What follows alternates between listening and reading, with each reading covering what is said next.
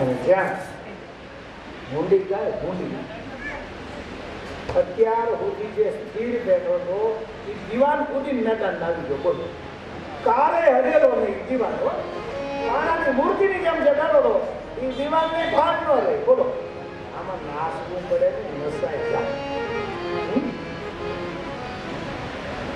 ખબર હોય ને ત્યાં સુધી તો શુદ્ધિ છે યાર, मैं शुद्ध बना दे हरि ना हमें अपने आप को भुला देते हैं. हरि ना ये नशा कुछ अलग ही है, नशा कुछ अलग ही है.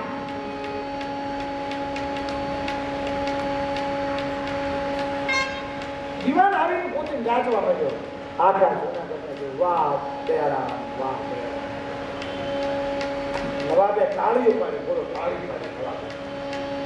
રાતના આદિ રાજા એ પૂરો કરી નવાબની પાસે આવી તૈયાર કીધું બોલો મહારાજ રાજી તમે તો માગી આપો માગ. આજ મારો દીવાન ને ત્યાં રાજી કરી દીધો કે હવે એ લેવા દેવાનું કાલ હવારે અત્યારે હાલ હોઈ જાય. બસ રાતના 3 વાગે આવો અને દયારામ થાકી ગયેલો મહેનત કરી ગયેલો એટલે એને નરસિંહ મહેતાનો વિવેક ન કાઢ્યો. તો હું મારું કહ્યું બાળકોને સાગરી પગમાં ગોદરા હાથમાં કરતાલ એ એમના એનો જ્યાં ઉતારો હતો એ તો ભાવ છે. બધા પોતપોતાને ત્યાં વયા ગયા અને જેવો દયારામ હાલતો થયો ને એટલે એને જોયું એની પાછળ 3 સ્ત્રીઓ હાલતી. દયારામને બીક લાગી કે અત્યારે રાતના 3 વાગે આ ત્રણે બહેનો ક્યાં ગયા અને એમ જો કે એનો ઘર આ બાજુ છે જોવા આવ્યા છે ચાલતા છે. દયારામ એની જે કલી આવી કલીમાં ભૂલ્યો તો પેલી સ્ત્રીઓ એની પાછળ ગઈ. હવે દયારામને બીક લાગી ક્યાં જાય ક્યાં જાઓ અને જ્યાં બધા દરવાજા આવ્યો ને પાછળ જ ઊભું રહ્યું. દયારામ જોજો આમ હાથ જોડ્યા એ માતાજી આ કોણ છો ક્યાં જાય. પેલી સ્ત્રીઓએ કીધું દયારામ અમે તારી હારી આવી. શું કામ? અરે આ નવાબને ખબર પડે હવારે મને મારી નાખે. તમે મારી હારે આવો તો મને મરાવી નાખશો. હું તો ભવાયો છું. ના નથી आप है कौन? तो मेरे पीछे क्यों पड़ी है? मुझसे क्या ताल्लुक है आपका? आप कौन है? स्त्री वही तो ये दयाराम અમે ત્રણે તને લાગેલી હત્યાઓ છે. તને જે હત્યાઓ લાગેલી છે એ છે તો બહાર કેમ? તો કે નરસૈયાનો વેહ પહેર્યો ને બાપ અમે તારી અંદર ન રહી શકીએ એટલે બહાર છે. તો આ નરસૈયાનો વેહ કાય વેહ કાઢી અંદર જાય.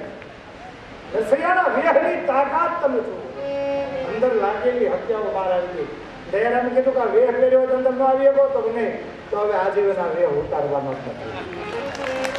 દયારામ આખી જિંદગી નરસૈયાના વેહમાં રહ્યો. બાપ એક વેહ પહેરવામાં જો આટલી તાકાત હોય તો એ નામની તાકાત કેટલી છે તમે વિચાર કરો. વેશની એક હેસિયત હોય છે પણ વેહની જગ્યાએ હોય તો નાટક ને દંભ ને. મૂળજી આસારામ કરીને મોટો પ્રખ્યાત હવાઈ હતો. આ વડીલોને ખ્યાલ હશે મૂળજી આસારામ. ગુજરાતમાં જેનું નામ બોમ્બે સુધી જેના ખેલ થતા નાટક કંપની હતી અને એને મહારાજ ભરપૂરીનું નાટક કર્યું ને 300 યુવાને ભેટ કરી લીધો. એવો રેકોર્ડ છે મૂળજી આસારામ. અદભુત નાટક ભરપૂરીની પિંગલા મૂળજી આસારામ એક વખત ભાવનગર સ્ટેટમાં ખેલ કરવા આવ્યો. ભાવનગરના મહારાજા જોવા આવ્યા પોતે અને મહારાજ ભરતુરી તરીકે એટલું અદભુત પાત્ર. એ સમયમાં મૂળજી આસારામ પાસે 7 ટ્રક ભરી સામાન હતો. બોલો એ સમય 7 ટ્રક સામાન અને આખું ભાવનગર જોવા આવેલો મહારાજ ભરતુરીનો ખેલ. સ્વયં ભાવનગર 1815 નો ઘણી બેઠો કૃષ્ણકુમાર સિંહ અને મહારાજ સાહેબ રાજી થઈ ગયા એટલે પગમાંથી સોનાનો તોડો, પેલા તોડા પહેરતા ને સોનાનો તોડો કાઢીને આમ ઘા કર્યો. લે મૂળજી આસારામ લે હું તને આ ગિફ્ટ આપું છું. અને એ જ્યાં સોનાનો તોડો જોયો ને એટલે મૂળજી આસારામને પાછું માર્યું. હવે તમે વિચાર કરો રાજાશાહી યુગ એ કેદી આઝાદી નહોતી હોય ને રાજાશાહી યુગ અને રાજાએ આપેલી ગિફ્ટને આમ પાટું મારવું એટલે મૃત્યુને નહોતું આપવાની વાત. આન કૃષ્ણકુમારસિંહજીના રૂવાડા ઉપરથી કે 8 લાખ છો આ એક નહીં ના માનું ભવાયું મારે મારી ભેટને મારી ગિફ્ટને પાટું મારે કેમ? મોદી આસારામ કીધું કે 1875 ધણી અત્યારે હું 92 લાખ માળવાનો કરું માગ તારે હું જોતું એક ભવાયો બોલો નાટક કંપની વાળો સાચા રાજાને એમ કે હું 92 લાખ માળવાનો કરું માગ શું જોતું?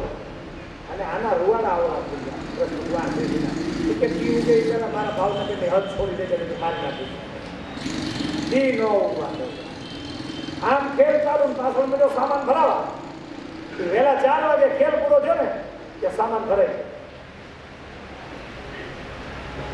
મોરજે આશાના રેલવે સ્ટેશન ગયા સામાન ભરવાના થઈ ગયો કે સૂર્યોદય થાય ત્યાં ભાવનગરની હદ છોડી દો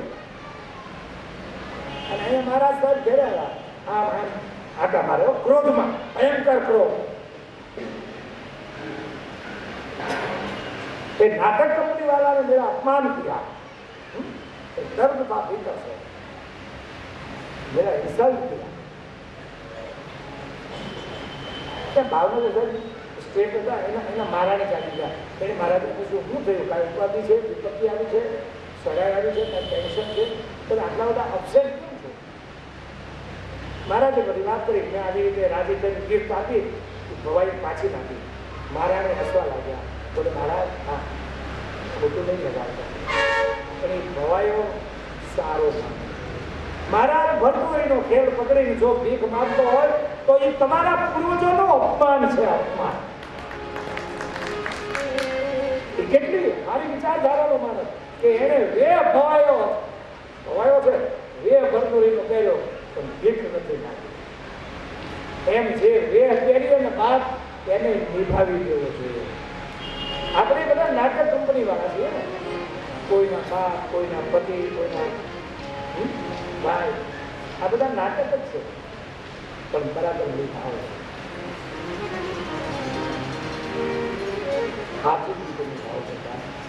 जिंदगी एक रंग मंच है हम सब कलाकार हैं कोई अच्छे कलाकार है कोई छोटे कलाकार जिंदगी पूरी नाटक है.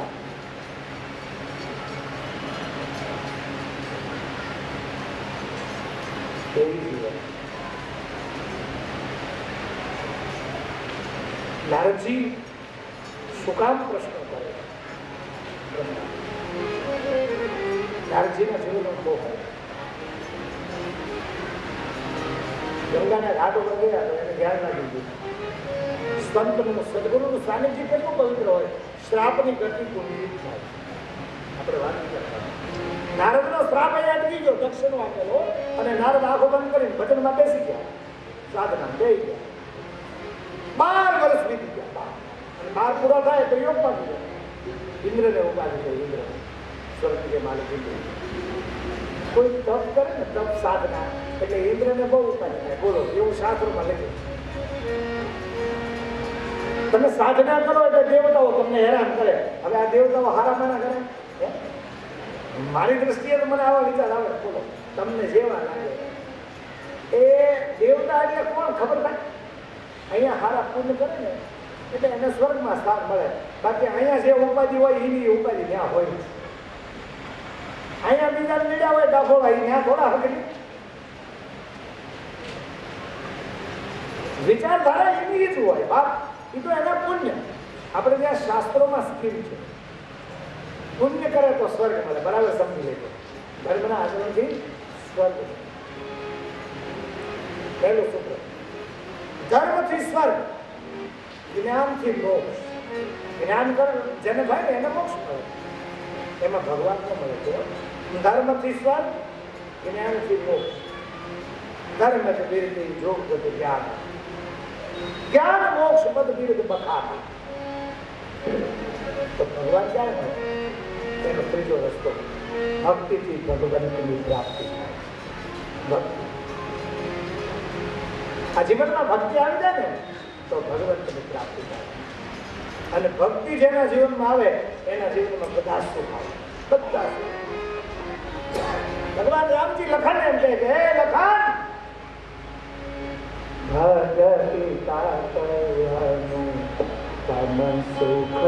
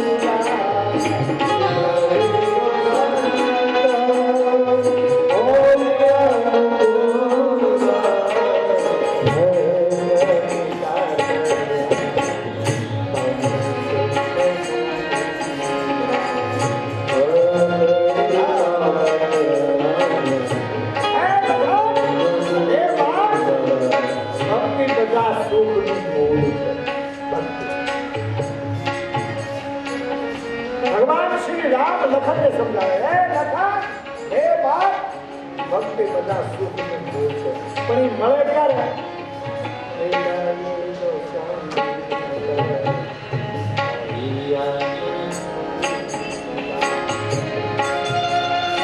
કોઈ સંત અનુકૂળ થાય, કોઈ સંત કૃપા કરે તો માર્કેટમાં નથી મળતું તો 2 કિલો લઈ આવી આપણે. ભક્તિના પ્રોડક્શન 2 જગ્યાએ થાય છે, બરાબર? નોટ કરી લેજો ભાઈ. ભક્તિ 2 જગ્યાએ મળે છે, બધે નથી મળતું. જ્યાં ત્યાં ના મળે. એક નિર્ણય સંત હોય અનુકૂલા, કોઈ સંત કૃપા કરે તો ભક્તિ મળે. બીજું ભગવાન શિવ કૃપા કરે તો ભક્તિ મળે. એનું પ્રમાણ और रहिए गुप्त मत कहु करजो और रहिए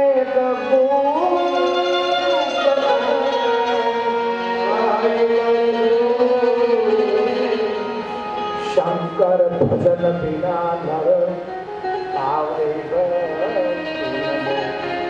शंकर भजन बिना शिव कृपा करे तो भक्ति મળે. બોલો આ 2 સરનામા લખ્યા મારી સામે હો. તમારા જાણમાં કોઈ બીજું હોય તો તમે જાણો. ભક્તિનું પ્રોડક્શન 2 જગ્યાએ થાય, 2 જગ્યાએ મળે. એક કો સંત કૃપા કરે અને કા શિવ કૃપા કરે. બસ ચમત્કારોની વાત નથી હો, બરાબર સમજો. આંખે પાટા બાંધવા થતો જ નથી. ભક્તિની વાત, ભક્તિ 2 જગ્યાએ મળે. અને સંત છે ને એ ચમત્કારોમાં માનતો હતો. આમ કરો ને વિધિ કરો ને ફલાણું કરો ને વિધિ વિધાનની વાત નથી. અમુક અમુક તમારી જ વિધિ ચાલુ છે, તમારી જ ચાલુ છે.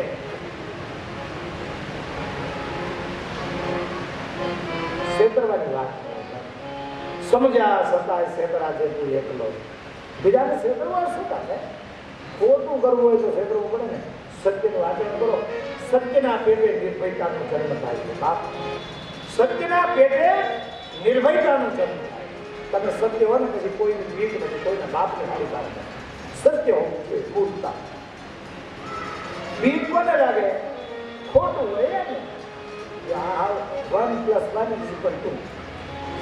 આપણે કઈ ખોટું કરવું હોય તો બીક લાગે. સાચું જીવવું હોય તો બીક હોતા શું કામ? કોની ખોટું કર્યું હોય ને તો પકડાઈ જવાની બહુ બીક લાગે.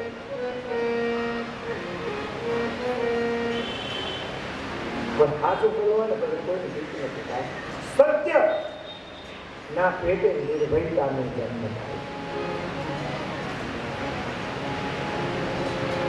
દંભ રહિત જીવો, છલ કપટ રહિત જીવો.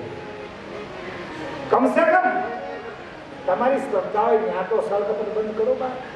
બધે તો કરો કઈ વાંધો નહીં. મારે કોઈ હું તમને એમ નથી કહેતો તમે બધે ખુલ્લા થઈ જવો નહીં. તમારી ધંધાની મોનોપોલી હોય છે એ તમારી. પણ આપણે માર્કેટમાં જાઓ 35 રૂપિયાનો કોક કિલો ગુડ ગોળ લે પછી આપણને 40 માં જ બેસે ને, એમ નો બેસે તો એના છોકરા ક્યાં નાખવા જાય? એક ધંધાનો મોનોપોલી છે, પણ કિલો વસ્તુ માગે એને 950 ગ્રામ ભાવ તમને ગમે એ લઈ લો, ભાવ ગોઠવી લઈ લો, પણ વજન જયારે ઓછું આપીએ ત્યારે કુદરત આપણને ગુનેગાર હોય છે. એ ગુનો છે, એ છેતરવાની વાત છે. ધર્મની દ્રષ્ટિ બહુ સૂક્ષ્મ છે. નારદજીને સાધના વજન લાગી ગયું, દેવતાઓ એને વિઘ્ન નાખવા કામને મોકલે છે. કામ આવ્યો છે, નારદજીની સમાધિ તોડાવવામાં. ઘણા પ્રયત્નો કર્યા, નારદની સમાધિ નહોતી. બોલો, ઘણા પ્રયત્નો કામદેવે કર્યા યાર.